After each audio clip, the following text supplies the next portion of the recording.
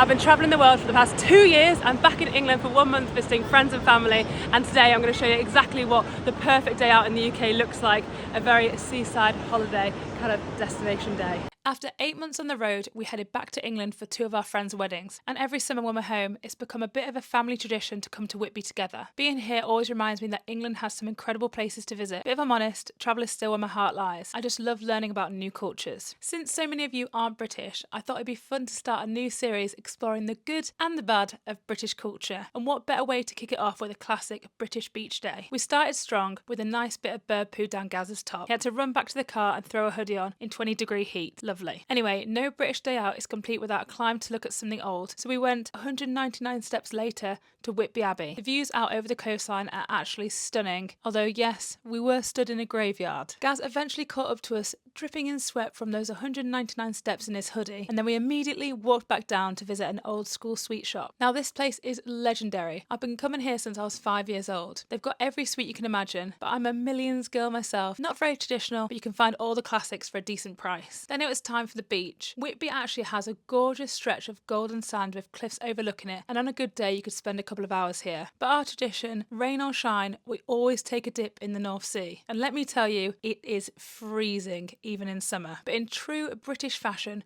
we don't feel the cold. 15 degrees and sunny, tops are off. Sea temperature barely 10 degrees, no problem. After that icy swim, you feel alive and ready for the best part of the day, fish and chips. Now you cannot get these anywhere else in the world. We've actually tried. The Magpie in Whitby is the best spot, serving battered cod or haddock with chunky chips. Got to add vinegar, scraps from the batter, and for us, mushy peas and beans to share. Honestly, it's a complete work of art. We literally dream about these when we're travelling. Finally, we squeeze a few arcade games before the traditional car snooze on the way home. Let us know what you think about a British seaside day out in the comments, and make sure you follow along, because next up, we're off to the cricket.